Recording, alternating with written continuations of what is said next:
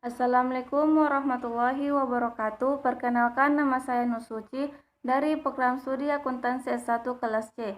Di sini saya akan menjelaskan tugas 3 mengenai konsep elastisitas guna memenuhi ulangan tengah semester mata kuliah pengantar ilmu ekonomi. Baik, langsung saja. Di sini soal 1 yaitu turunnya harga bensin dari 6.000 menjadi 5.000 per liter, mengakibatkan naiknya permintaan mobil bekas dari 250 unit menjadi 300 unit per bulan. Hitunglah elastisitas harga silang permintaan mobil bekas tersebut. Di sini diketahui PX yaitu harga barangnya 6.000. Kemudian QY-nya itu jumlah barangnya 250 unit. Delta P-nya itu perubahan harganya itu 6.000 dikurang 5.000 sama dengan 1.000. Delta Q-nya yaitu perubahan jumlah barangnya itu 250 dikurang 300 sama dengan min 50. Ditanyakan itu EXY.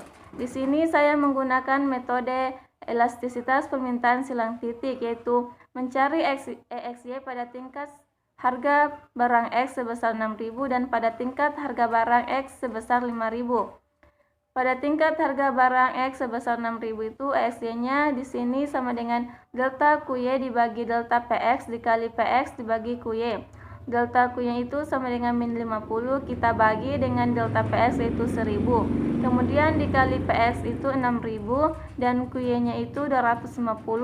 Jadi min 50 kita kali dengan 6.000 sama dengan min 300.000. Kemudian 1.000 kita kali dengan 250 hasilnya 250.000. Jadi min 300.000 dibagi 250.000 hasilnya min 1,2. Untuk pada tingkat harga barang X sebesar 5.000 yaitu proses penyelesaiannya sama. Di sini EXY-nya itu hasilnya min 0,8. Kemudian soal yang kedua, pada tahun 2014 harga gabah 250.000 dan tahun 2015 menjadi 270.000. Permintaan beras tahun 2014 sebesar 450 ton dan tahun 2015 menjadi 445 ton. Hitung elastisitas harga permintaan beras tersebut. Di sini diketahui PX-nya itu sebesar 250.000, QY-nya itu 450. Delta P-nya itu 270.000 dikurang 250.000 dan delta Q-nya itu 445 dikurang 450. Ditanyakan yaitu ED. Di sini penyelesaiannya ED sama dengan delta Q dibagi delta P dikali sigma P dibagi sigma Q sama dengan 81 Q1 dikurang Q2 dibagi P1 dikurang P2 dikali P1 ditambah P2 dibagi Q1 ditambah Q2. Di sini kita masukkan Q1 dikurang Q2 itu 445 dikurang 450, kemudian dibagi P1 kurang P2 yaitu 270.000 dikurang 250.000. Kemudian dikali P1 tambah P2 yaitu 250.000 ditambah 270.000 dan dibagi Q1 ditambah Q2 itu 445 ditambah 450. Yaitu hasilnya min 5 dibagi 20.000 dikali 520.000 dibagi 895. Kemudian min 5 kita kali dengan 520.000 hasilnya min 2.600.000. Kemudian 20.000 kita kali dengan 895 hasilnya 17.900.000.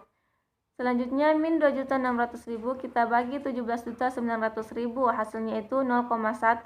Jadi ED-nya itu hasilnya 0,1.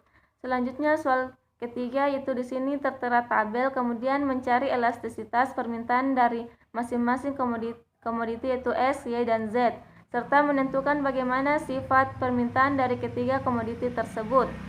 Di sini untuk komoditi X yaitu menggunakan rumus ED sama dengan delta Q dibagi delta P ditambah dikali sigma P dibagi sigma Q, yaitu Q1 dikurang Q2 dibagi P1 dikurang P2 dikali P1 tambah P2 dibagi Q1 ditambah Q2.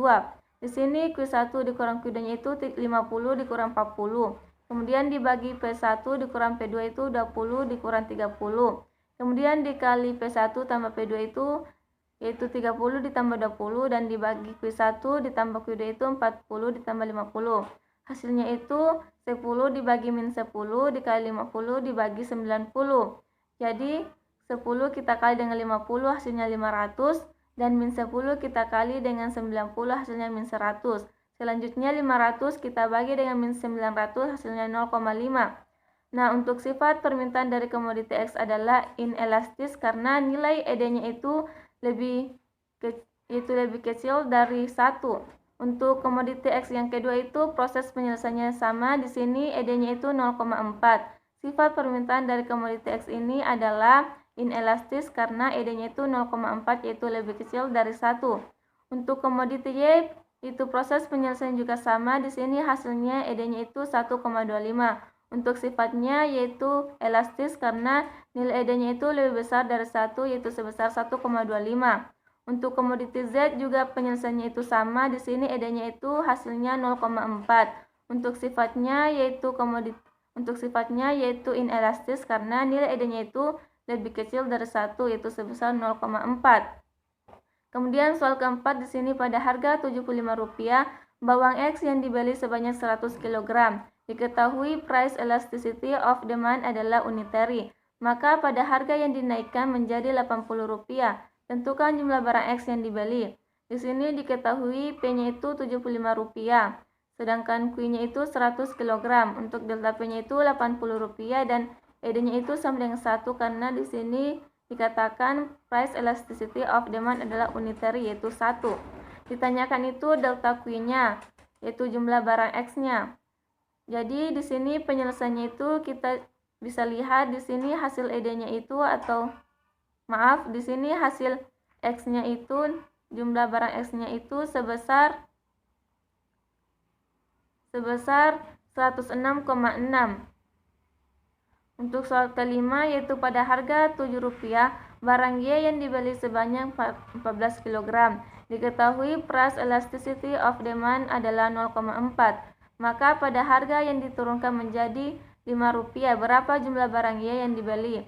Di sini diketahui P-nya itu Rp7, Q-nya 14 kg, kemudian delta P-nya itu Rp5, untuk ED-nya itu 0,4. Di sini ditanyakan delta Q. Untuk penyelesaiannya kita bisa lihat di sini yaitu hampir sama dengan soal keempat. Nah, untuk hasilnya itu di sini untuk hasilnya itu di sini jumlah barangnya itu min 12,4. Kemudian soal yang keenam, di sini tertera tabel. Kemudian disuruh mencari elastisitas silang dari komoditi Y dan Z serta komoditi Z dan komoditi X. Kemudian menentukan bagaimana sifat hubungan dari komoditi tersebut berdasarkan elastisitas silang tersebut. Untuk komoditi Y dan komoditi X, di sini diketahui PX-nya itu 30, untuk QY-nya itu 50, kemudian delta PX-nya itu 30 dikurang 20 sama dengan 10, kemudian delta QY-nya itu 50 dikurang 30 sama dengan 20. Ditanyakan itu EXY-nya. Di sini EXY sama dengan delta QY dibagi delta PX dikali PX dibagi QY.